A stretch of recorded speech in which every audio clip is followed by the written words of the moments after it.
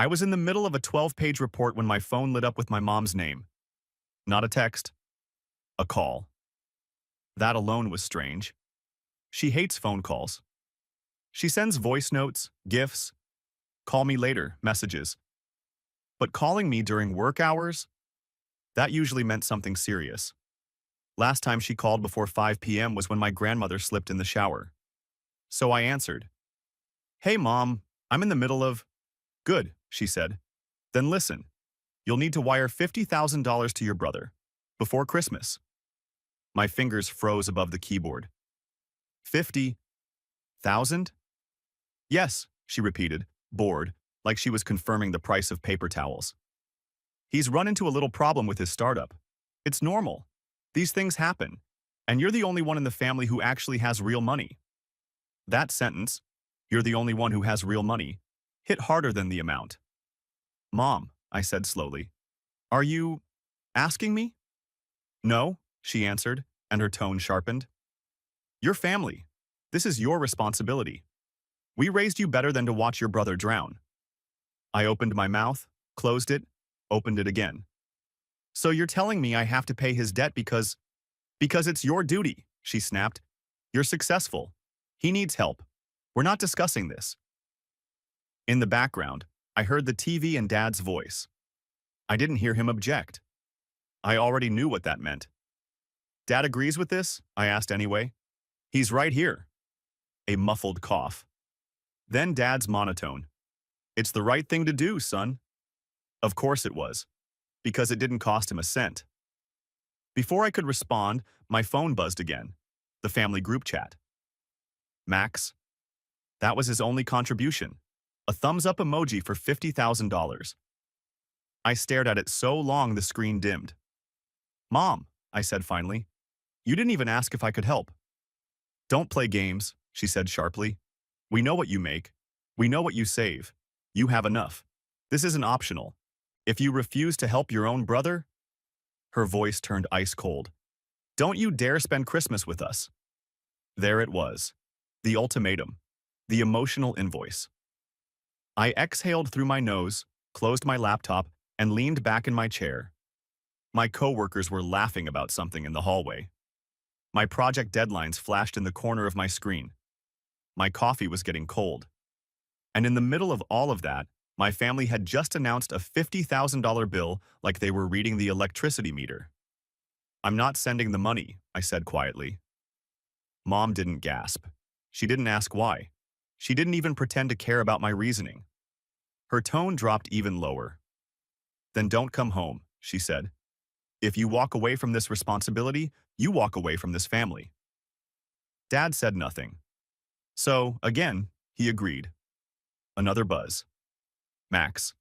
Bro, seriously, just fix it. Stop being dramatic. And that was the moment, the exact second. Something in me flipped. Not a loud break, not anger, not humiliation, clarity, a clarity I should have had years ago. They weren't asking me for help. They weren't even expecting it. They were entitled to it. In their minds, my accomplishments weren't mine. My money wasn't mine. My future wasn't mine. I was the family backup generator. Always on, always available, always paying. I looked at my reflection in the black laptop screen. Same face, same clothes, same office, different mind. They thought threatening me with losing them would scare me. Instead, it felt like they'd opened a door I'd been too afraid to touch. Okay, I said simply. Mom paused. Okay. What? Okay, I repeated and hung up. No speech. No arguing. No guilt. I set the phone face down on the desk and let the silence settle. And I knew, with bone-deep certainty, that I wouldn't be spending Christmas with them, or any other holiday or any other year, under the same rules ever again. I wish I could say I went back to work after hanging up on my mom. I didn't. I stared at my screen, the cursor blinking like it was tapping its foot, waiting for me to return to being the version of myself everyone relied on. But something fundamental had shifted. My phone buzzed again. A new message from the family group chat. Max, you're being weird about this. Just send it. Just send it. as if $50,000 was pocket change, as if I was a malfunctioning ATM. I locked my screen and pushed away from the desk. My manager passed by, juggling 2 coffees, and asked if I was ready for the afternoon presentation. I forced a smile and nodded. Because that's who I was here. The guy who always had his act together. But inside, a different script was loading. Not the dutiful son. Not the fallback provider. Not the emotional punching bag. Someone else. I walked into the hallway pretending to need a breather. Not pretending, honestly. My heart wasn't racing. Strangely, it was calm. Too calm. The kind of calm you feel right before every piece of denial inside you collapses at once. I leaned against the window and watched cars crawling through downtown like ants. People heading somewhere they wanted to be. People who weren't expected to bankroll another adult's stupidity.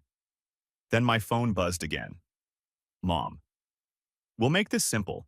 If you refuse, you're choosing to break this family. You're choosing distance. You're choosing selfishness. Dad. This isn't how we raised you. Raised me? To do what? Pick up after their favorite child forever? Another message. Dad. We're counting on you. Don't disappoint us. And that was the moment the clarity became complete. I wasn't disappointing them. I was no longer obeying them. There's a difference. I walked back to my desk, but instead of opening the financial report, I opened another folder, one I hadn't touched in months. Relocation opportunities. I'd collected job offers and messages from recruiters over the last year and saved them for later. Later meant never, because I lived within driving distance of my parents and because guilt is the heaviest chain you can wrap around your own ankles. The first email on the list was from a company on the West Coast that had wanted to fast-track me for a senior role. Great benefits, huge salary increase, relocation package. I had ignored it when it arrived, because I was comfortable, because things were fine, because my family needed me, needed my money, that is. Now I clicked it open, reread the offer, and for the first time saw it for what it really was. A door. Wide open. Waiting. I hit reply. Is this position still available? I'm open to interviewing immediately. My heart didn't pound. My hands didn't tremble. It felt like sending a routine work email. 5 minutes later, my phone buzzed. New email. Yes. Can you do a video interview in 1 hour? 1 hour. Perfect. I spent the next 40 minutes in the office bathroom splashing water on my face, fixing my tie, straightening up. Not because I wanted to impress them, because I wanted to look like someone who had already stepped into a new version of himself. The interview was clean, efficient, professional. They asked what I was looking for. I said growth. They asked why now. I told them the truth. It was time. They asked when I could start. Immediately. At the end of the call, the hiring manager smiled. We'd love to have you, sending the offer now. I stood there, staring at my inbox, and for the first time in months, maybe years, I felt something like oxygen filling my lungs properly. A new job, a new city, a clean break. I grabbed my bag, walked out of the office, and texted my manager the truth. Family emergency. I need to leave for a few days. Not a lie. Just not the version of the story my family would tell. On the drive home, my phone kept buzzing in the cup holder. I didn't touch it. I didn't need to. I knew what the text would say already. More guilt, more orders, more entitlement. My parents weren't worried about me. They were worried about their deadline. Before Christmas, before Christmas, before Christmas. As if it was a seasonal subscription they expected me to renew. At home, I pulled out a suitcase. Not the small, weekend one. The big one. The one you pack when you're not sure when, or if, you're coming back. 3 shirts, 2 pairs of jeans, work clothes, laptop, USB drives, passport, the essentials. I stood in my living room, suitcase open, phone buzzing with another incoming call, and realized the most important truth of all. There was nothing in this apartment worth staying for except the habit of staying. And habit was not a good enough reason anymore. The moment I zipped the suitcase shut, something inside me clicked into alignment. A straight line where a crooked one had always been. I wasn't running away. I was finally walking towards something that belonged to me. At 10:42 p.m., I booked a one-way ticket out of state. At 12:15 a.m., I locked my apartment door behind me. At 3:03 a.m., I was sitting at the gate waiting for boarding. My phone buzzed again. Mom. I hope you're thinking clearly. Your brother is counting on you. I put the phone face down. When the boarding announcement played, I stood up, grabbed my suitcase, and walked toward the jet bridge without looking back. My family thought they'd given me an ultimatum. They'd actually given me a starting point. When the plane touched down just after sunrise, I felt nothing familiar. No tug of guilt. No automatic instinct to text my parents landed. No urge to check whether Max had sent more entitled reminders. Just silence. The kind of silence that feels like a reset button. Passengers around me were already fighting for overhead luggage, stretching, complaining about the temperature. I stayed seated for a moment, watching my breath fog slightly in the cold cabin air, realizing that for the first time in my adult life, I had no obligations within a 100-mile radius. My phone reconnected to the network with a vengeance. Buzz, buzz, buzz, buzz, buzz, buzz, buzz, buzz. Like a hive coming to life. I didn't open anything yet. I walked off the plane, into the bright terminal, and let the noise wash over me. Rolling suitcases, crying toddler, chatter, announcements. All of it blended into a kind of comforting static. Something my family had never provided. Anonymity. I sat down at an empty gate, finally picked up my phone and swiped open the notifications.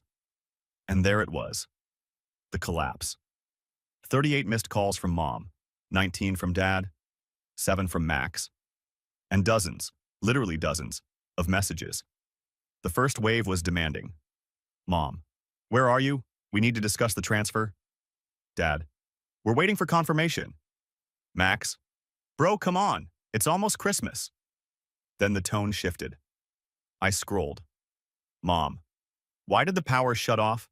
The house is dark. The internet isn't working either. Fix it. Dad, phone bill overdue? That can't be right. Your mother's card declined at the store. Did something happen? Then the panic sharpened. Mom, the emergency savings account is empty. Explain. Robert can't use the card you set up for him. They said the authorization was removed. Is this a glitch or did you do something? Dad, this better be a technical issue. If you touch the accounts, we are going to have a serious discussion. That one made me laugh out loud, right there in the terminal. A serious discussion? Like we were colleagues reviewing quarterly losses? Then came the breaking point. Mom, we literally cannot order groceries. The apps are linked to your card. Fix it, now. Dad, stop ignoring us and do something. And finally, hours later, at 4:07 a.m., the message that was supposed to guilt-trip me back into submission. Mom, this is cruel. After all we've done for you, this is how you repay us? Your brother is panicking. We can't live like this. That line, after all we've done for you, landed like a joke told too late at a party that already ended. I scrolled again. Then I saw the last one. From Max. 4:13 a.m. Bro, what did you do? Dad's losing it. Not a thank you. Not an apology. Not even an acknowledgement of the boundary I'd finally drawn. Just shock that the ATM had shut down. I locked the phone and let my head fall back against the chair. This wasn't revenge. This wasn't punishment. This was correction. A system reset. The truth was simple. They weren't suffering. They were merely experiencing the absence of free labor and free money they'd built their lives around. And they had the audacity to call that cruel. I stood up, rolled my suitcase toward a coffee kiosk, ordered a black coffee, sat at another gate, opened my laptop, and connected to the airport Wi-Fi. Time to untangle the last of the financial web. I logged into my main bank account. The numbers refreshed. Utilities, canceled. Streaming bundle, canceled. Emergency fund, transferred. Authorized user, removed. But there were still 2 more things to handle. The things I hadn't touched yet because they required identity steps. The family phone plan, and the shared cloud storage account. Both were still under my name. Both still linked to my payment method, both quietly draining money every month. I navigated to the telecom site first. 4 lines. Mine. Dad's. Mom's. Max's. The 3 of them were under my primary responsibility. Funny, they had never behaved like they were under my responsibility, except financially. I clicked the menu. Remove from plan. Transfer billing ownership. I initiated both processes. A pop-up appeared. Once complete, these lines will no longer have access to your benefits or payment method, I confirmed. Same with the cloud plan. I kicked all 3 of them out. Years of photos, documents, shared passcodes, shared subscriptions, gone from my account forever. My laptop chimed twice. Emails arrived. Your transfer request has been submitted. Your shared members have been removed. Good. Clean. Final. I sipped my coffee, watching business travelers argue about boarding groups, and felt a strange warmth in my chest. Not triumph, not spite, relief. For once in my life, I wasn't fixing the crisis. I wasn't patching over someone's mess. I wasn't the stabilizer holding other people's chaos together. They had created the chaos. And now, finally, they could organize it themselves. My phone buzzed again. One new message. Dad.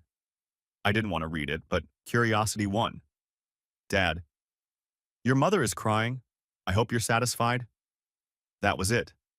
No acknowledgement of the money. No reflection. No accountability.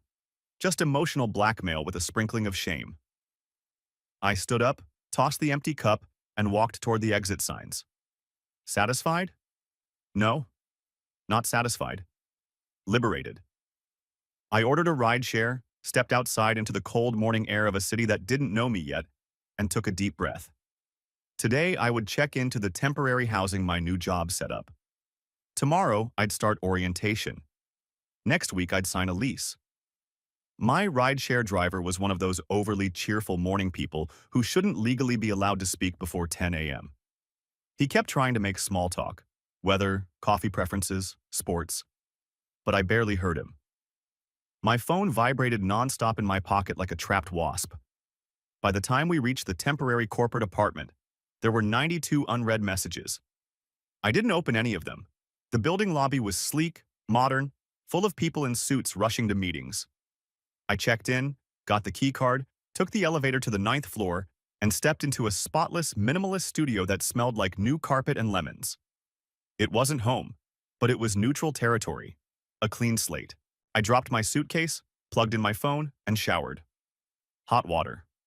Quiet. No one pounding on the bathroom door demanding I fix something. When I stepped out, the phone lit up again. Incoming call. Dad. I stared at the screen. A part of me wanted to ignore it again. But no, not this time. If I didn't take at least one call, they'd build their own narrative. He abandoned us. He ran away with no explanation. He's selfish. And as much as I didn't owe them closure, I wanted to say, clearly, calmly, what they had never allowed me to say growing up.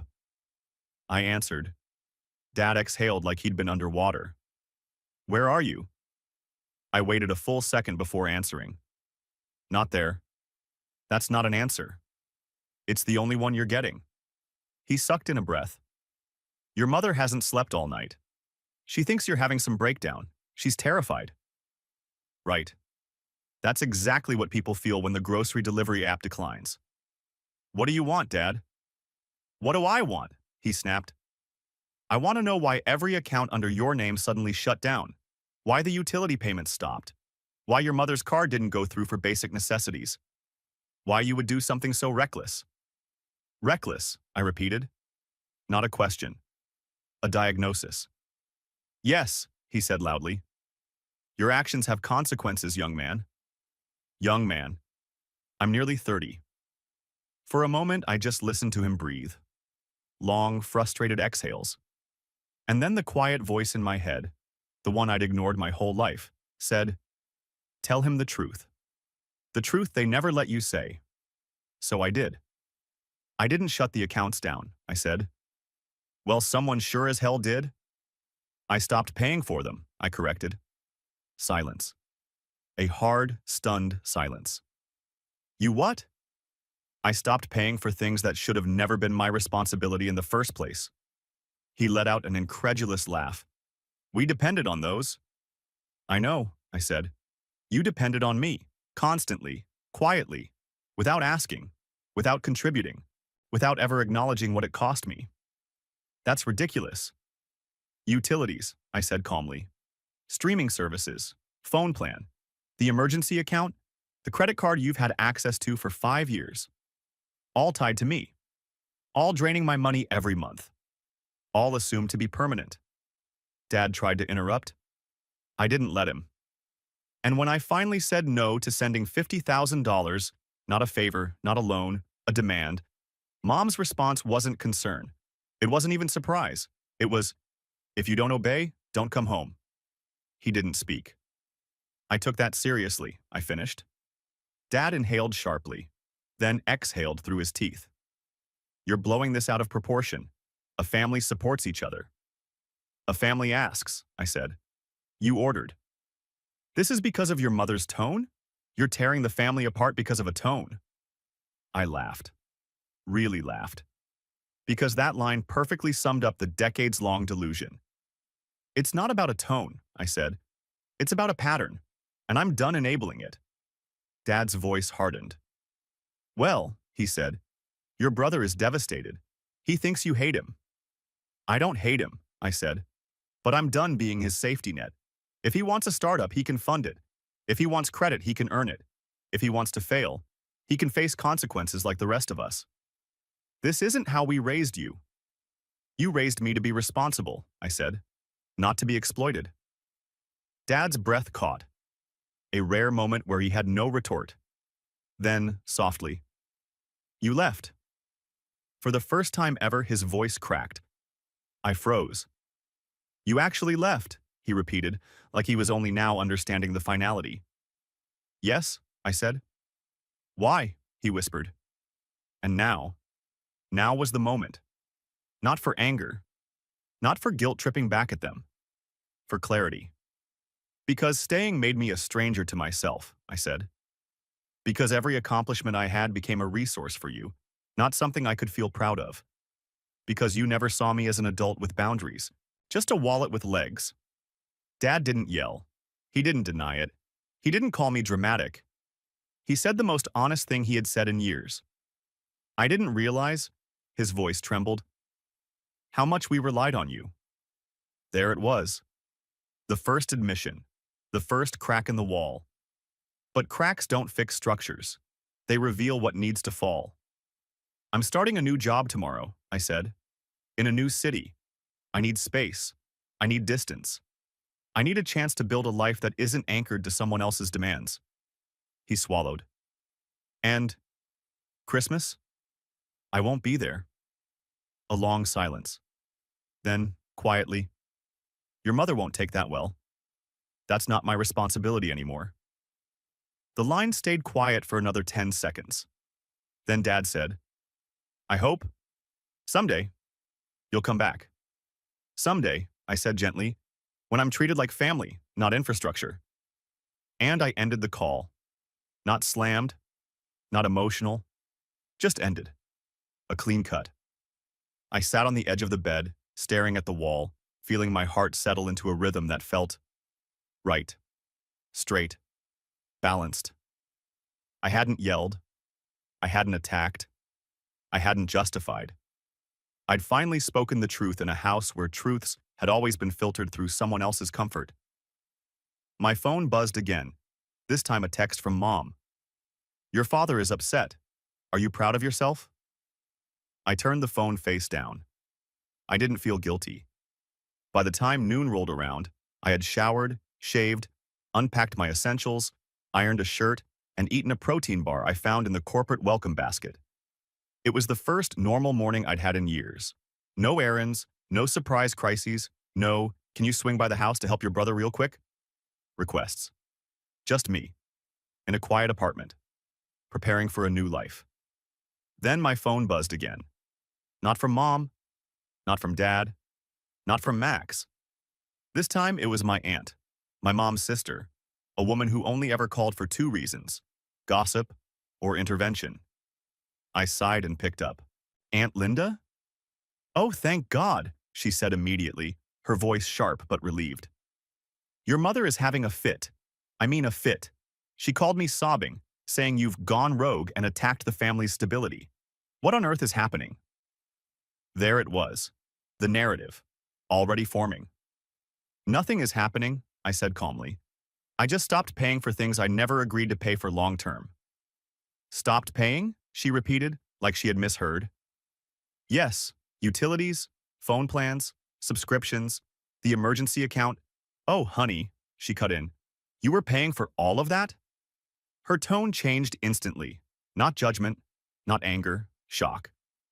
Yes, I said. For how long? Years. Linda let out a slow, drawn-out whistle. They never told anyone that. Of course they hadn't. Why would they? It would have exposed the entire imbalance. She exhaled again. Your mother made it sound like you drained their retirement or stole something. She said you cut them off from their own accounts. I cut them off from my accounts, I corrected. Aunt Linda wasn't stupid. She jumped on that wording immediately. Wait. Their accounts were under your name? Yes. Oh my God, she whispered. No wonder they're panicking. She paused. So, is this about the 50,000? Yes. What did Max do this time? Startup debt. Of course, she muttered. The child couldn't run a lemonade stand without filing bankruptcy. I huffed a short laugh. Linda had always been blunt, but this was the first time her bluntness was working in my favor. Then she got quiet. Your mother said you're refusing to come home for Christmas. I am. Another beat of silence. Good, she said. That one word hit harder than anything I expected. Good? I repeated. Yes, she said. Your parents have leaned on you far too much for far too long. I've told your mother this repeatedly. She dismisses me every time. She acts like you're made of money, that it's your duty to help them. That's exactly the word she used, I said. Duty, Linda groaned. She treats you like an income source, not a son. And your father? He just follows along because it's convenient. And Max? Well, Max is Max. He's been coddled since preschool. I sat down on the edge of the bed, processing her words. You're not wrong, I said quietly. Honey, I know I'm not wrong, she replied. Your mother asked me to talk sense into you, to tell you to fix the accounts and do the right thing. But I'm telling you the truth instead. What you did was overdue. A lump formed in my throat. Not emotional, but a heaviness of realization. Someone finally saw the picture clearly. Linda lowered her voice. And between you and me, the way they've been talking, they're not upset about losing you. They're upset about losing your money. There it was. Said plainly. Said without hesitation. The truth I'd known but never allowed myself to say. I swallowed. So they're still demanding the 50,000? Oh yes, your mother said, and I quote, he'll come to his senses before Christmas. I laughed. A full, unrestrained laugh. Linda chuckled too.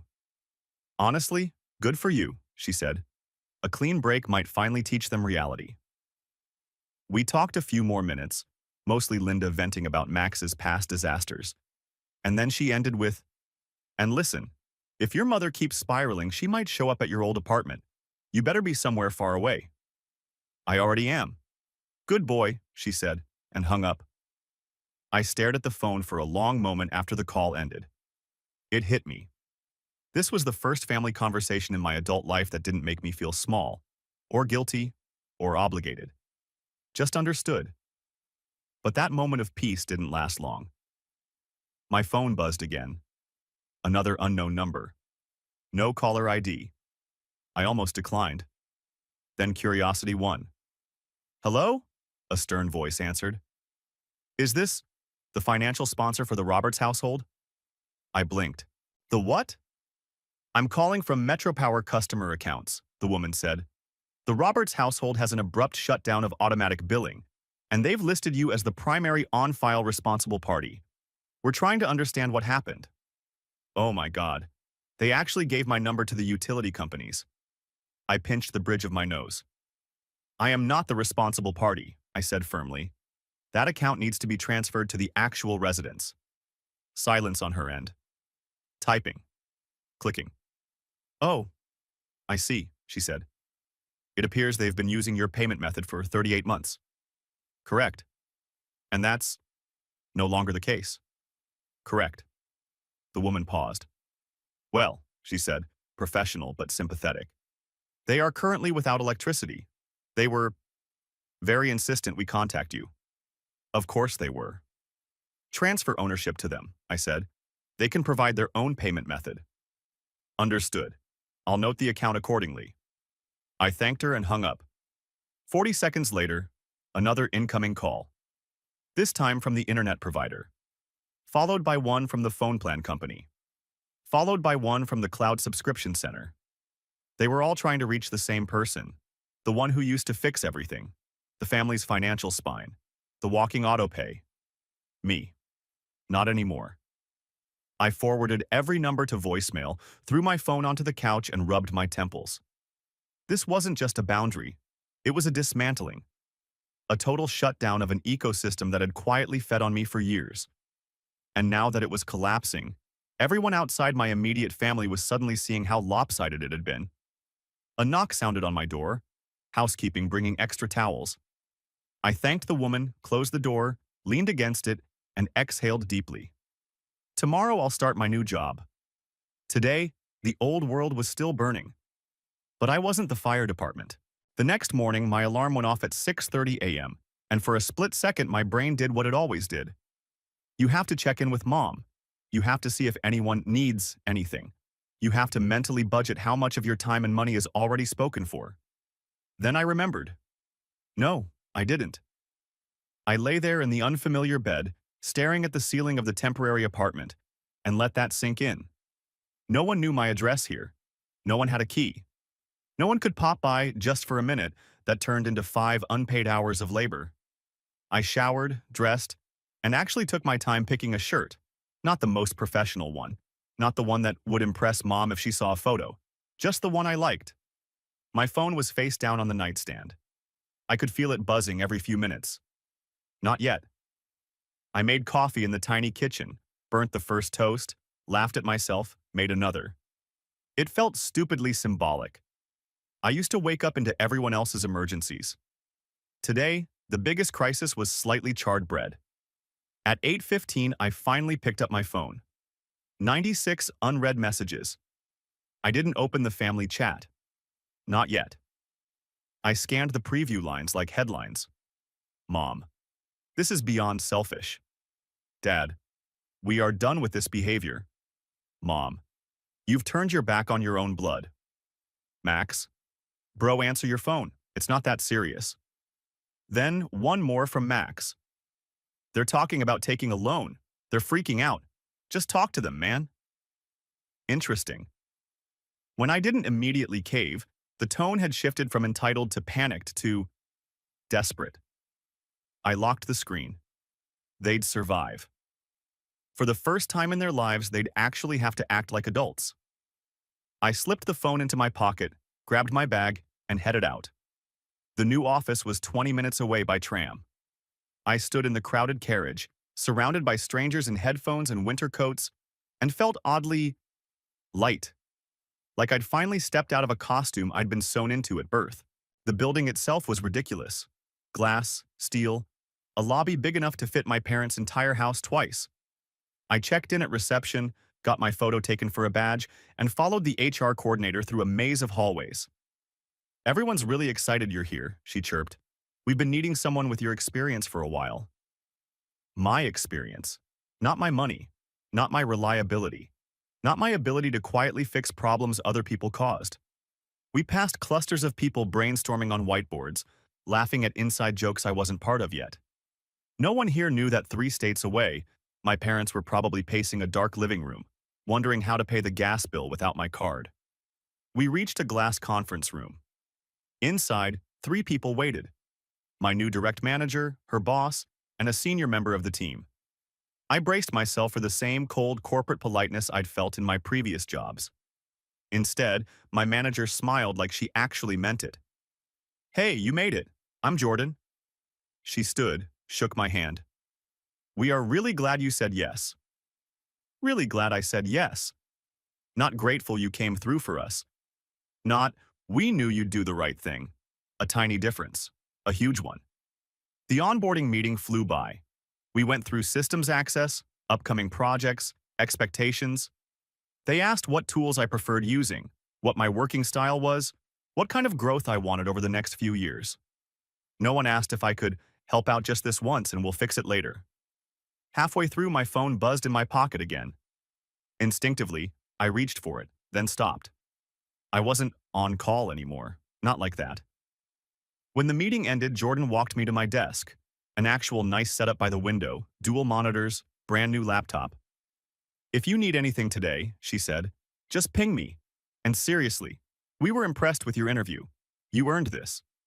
Earned this. I swallowed that phrase and let it sit where all the other old narratives used to live. Earned this. Not owe us. Not, you should be grateful we even looked your way. For the first hour, I skimmed documentation, set up logins, customized my workspace. My brain kept trying to wander back to the mess 3 time zones away. Every time it did, I yanked it back. There was a moment, standing at the office coffee machine, waiting for it to spit out something vaguely drinkable, when it hit me. If my parents could see me right now, would they be proud? No. They'd be annoyed. Annoyed I wasn't answering. Annoyed I wasn't solving the problem they'd created. Annoyed my success was no longer something they could spend. That thought should have hurt. It didn't.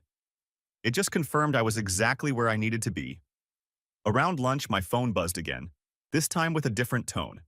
The special one I'd set back when I still thought certain people deserved priority. Max. "Pick up," I muttered to myself, "so you can stop wondering what he's saying." I slipped into a quiet corner near the emergency exit and answered. "What?" "Wow," he said. "Hello to you too." There was noise in the background, footsteps, the echo-dark sound of a hallway. He'd probably stepped outside so Mom couldn't hear. "You disappeared," he said. "Mom is losing her mind. Dad's acting like someone died. What are you doing?" "Working," I said.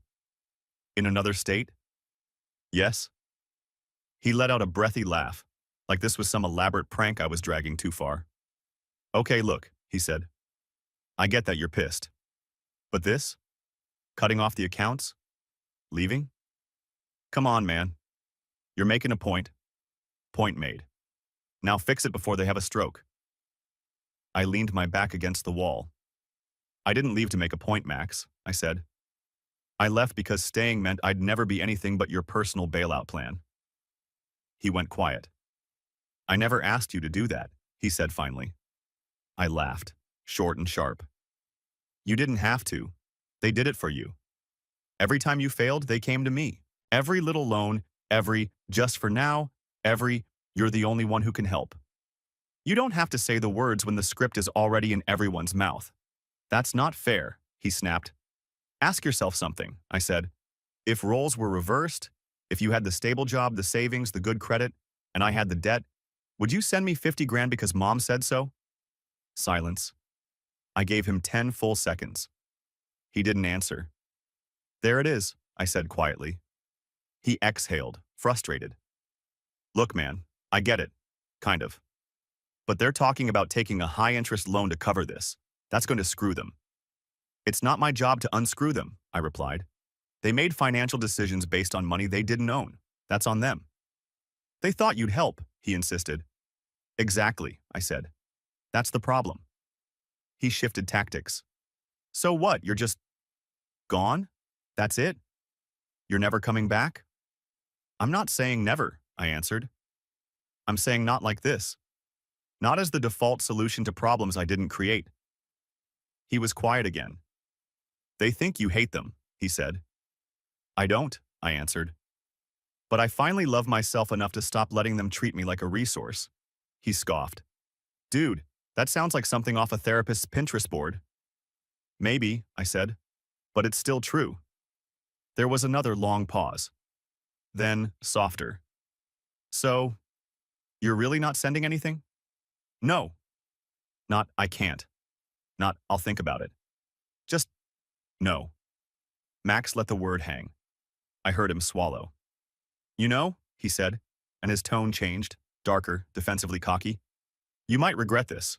They're already talking about rewriting their will, about adjusting what you get. That's cute, I said. They can leave everything to you. Seems like they already did. He didn't like that. You're burning bridges, man. Maybe they needed to burn, I said. I pushed off the wall. I've got to get back to work. Yeah, he said. Must be nice, huh? New job, new city, no responsibilities. I almost answered. Almost explained that I still had responsibilities, just finally to myself, not to their endless pit. Instead, I said, it is, and hung up. I slid the phone back into my pocket, took a breath, and walked toward my desk. The old life was screaming across the country, desperate for access. The new one was just beginning to listen to me. For the rest of the workday, I forced myself to stay inside the present moment. New tasks, new tools, new team, new life. But even as I settled into the rhythm, the welcome emails, the Slack invites, the grab lunch with us, small talk, my phone buzzed endlessly in my pocket like a trapped animal.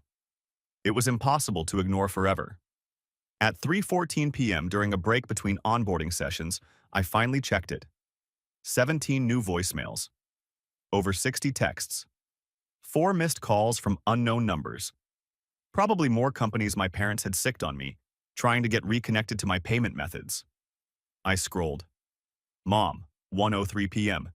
Your brother is having a panic attack. Are you satisfied? Dad, 1:17 p.m. This is childish and cruel. Mom, 1:22 p.m. Your aunt is taking your side. Can you believe that? She's wrong. Dad, 1:40 p.m. If this is about the $50K, we can work something out. Come home. That one almost made me laugh. 2 days ago it was, do this or you're not welcome at Christmas. Now it was, we can work something out. Reversals always happen when consequences arrive. Then I saw the message that told me exactly how chaotic things had become back home. Max, 2:05 p.m. Bro, they're fighting, like really fighting. Mom blamed Dad for letting you get out of hand. Dad blamed Mom for spoiling me. Mom told him he's useless. Dad told her she never earned a dime in her life. It's wild. Then, Max, 2:16 p.m. They said this is your fault because you're the stabilizer and you removed yourself. Dude, what is happening? I stared at that one. Because that word, stabilizer, told me everything. They didn't miss me. They missed what I did for them. What I provided. What I fixed. The moment I stopped being the stabilizer, all the tension they had been hiding behind my support exploded. Then came another message from Max, shorter, more vulnerable than anything he'd ever sent. Max, 2:29 p.m. They're talking about selling the house. I froze, reading it twice. Selling the house? The house they'd lived in for 20 years? The house they'd renovated using my emergency account? The house they bragged about hosting Christmas dinner in? I typed back, why? Max responded immediately, like he'd been staring at the phone waiting. Bills. Dad says without your help we can't stay afloat. There it was. The truth bleeding out of him. Years of quiet dependence becoming a full-blown crisis the moment I stepped out of the picture. Then Max added, I know I joke a lot, but like, did you really carry us that much? I didn't sugarcoat it. Yes. 3 dots appeared, then disappeared, then reappeared. Max, 2:41 p.m. I didn't realize. It wasn't an apology, but it was an admission. A crack in the golden child delusion. Before I could decide whether to answer, another message came through. From Mom. A paragraph. Long. Desperate. Chaotic. Mom, 2:52 p.m. We're drowning. I hope you're happy. I can't get the prescription I need because the payment method was removed. The phone company wants a deposit we don't have. Your father is useless. Your brother is spiraling. And I'm sitting in a cold house because the power won't be fully restored until billing is updated. Answer your family. No, we miss you. No, are you okay? Just a blame letter written in pure meltdown mode. Then another. Mom, 2:54 p.m. You think you're teaching us a lesson? You think we deserve this? Wait until you have children. Wait until you need help. Wait until the world turns on you. That one made me shut my eyes for a moment. It was wild how quickly family duty became emotional nuclear warfare the moment the free money dried up. But the message that hit me hardest didn't come from mom or dad. It came from my grandmother, my dad's mother, who almost never texted me directly. Grandma, 3:07 p.m. Honey, your father is scared. He is not saying it, but he is. They depended on you too much, all these years. I told them it was wrong. I told them they were treating you like support, not a son. They are embarrassed now. And angry. Please don't think it means they don't love you. I exhaled slowly. This was the first message from a family member that didn't demand, blame, guilt trip, or manipulate. Just honesty. And because it was honest, it also confirmed something painful. My parents had been treating my support as a right, not a gift, for so long that the absence of it felt like abandonment. Not because I abandoned them, but because they never learned to stand on their own. I replied to Grandma, I love you, I'm okay. I just can't keep living the way I was. She answered with one line, I know, and I'm proud of you, even if they won't say it yet. That one landed. Hard. I put the phone down, let out a breath I didn't know I was holding, and looked out the office window. A new city beneath me. A new life in front of me. An entire family system collapsing behind me. Because I removed the pillar they built everything on. My phone vibrated again. A call this time. Mom. I didn't answer. Then another. Dad. Declined. Then a text from Max. They're talking about driving to your apartment to wait for you. I typed back, I moved. Moved where? Far enough. Max sent one more message. Bro, please don't do something permanent. Permanent. I wasn't the one talking about selling a house. I wasn't the one drowning in unpaid bills. I wasn't the one spiraling. I was the one who finally stood up. I was the one starting over. I was the one who'd finally become a person, not a resource. I slipped my phone into my pocket and headed back to my desk. There were still 8 new hire modules to finish. Someone needed me for my skills, not my wallet. That night, after my first full day at the new job, I walked back to the temporary apartment with a bag of groceries, takeout, and a strange, unfamiliar sense of peace riding shotgun. No one called out from the living room asking me to fix Wi-Fi. No one left piles of dishes for me to wash. No one sat me down to lecture me about doing my part. The place was quiet. My life was finally my own. I heated dinner, ate at the small kitchen table, and only then, when my mind had fully shifted out of survival mode, I picked up my phone. There were fewer messages now. The frenzy had slowed. The panic was settling into something else. Silence. I scrolled. Mom, 6:22 p.m. Your grandmother says you spoke to her. Don't take her side. Dad, 7:10 p.m. If you expect us to apologize, we won't. Mom, 7:11 p.m. We did nothing wrong. You're dramatic. Dad, 7:12 p.m. But we do need to talk. Then one from Max. Max, 8:05 p.m. They're exhausted. Mom's been crying off and on. Dad looks 20 years older. The house is quiet. Nobody is talking to anybody. Then a second message. A loan officer came to the house to verify income. It didn't go well. I locked the phone. Not out of cruelty. Out of understanding. This wasn't my crisis anymore. I took a long shower, let the steam fill the room, and stood there thinking about how absurd the last 48 hours had been. How quickly everything had fallen apart the moment I stopped holding it together. For years, I thought I was helping them stay afloat. But the truth was simpler. I wasn't helping them float. I was keeping them from learning how to swim. And the moment I stepped away, They finally hit the cold water of reality. I brushed my teeth, threw on a t-shirt, and climbed into bed with the lamp still on. As I reached to turn it off, the phone buzzed one last time. I almost ignored it until I saw the name. Dad. A text. Short. Unlike anything he'd sent before. Dad, 11:48 p.m. Son, your mother wants to ask you to come home for Christmas, but she's too proud to say it herself. I didn't move. Didn't answer. Didn't even breathe for a second. He sent another. Things are falling apart faster than we expected. We didn't realize how much you were doing. We should have. I should have. That one hurt in a different way. Not like manipulation. Not like guilt. Like truth breaking through the cracks. And then, the last message. Just tell me what you need from us. Please. Please. A word I'd never heard from my parents. A word they'd reserved for strangers, neighbors, cashiers, never their own son. I read the message again. Then I looked around the apartment. The quiet. The new laptop is on the desk. The fresh start is waiting for me tomorrow. My life, finally uncluttered. For the first time, I understood something clearly. I wasn't angry anymore. I wasn't trying to teach them a lesson. I wasn't trying to get revenge. I wasn't trying to punish them. I was simply done living a life I didn't choose. I typed back, I need space. Just that. No lecture, no monologue, no list of demands. Dad read it instantly. I saw the typing bubble appear, disappear, appear again, disappear again. Then finally, okay, one word, but the right one.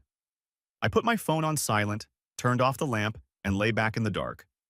Tomorrow I had meetings, projects, onboarding, new coworkers to meet. A whole new world that didn't see me as a walking debit card. My family wanted $50,000. They expected obedience. They demanded I play the role they'd written for me. And now? They were finally learning what life looked like without me holding everything together. And I was finally learning what life looked like when it was mine. I closed my eyes, breathed in the quiet, and let the thought settle like a final, clean ending. I didn't lose a family. I stepped out of a system.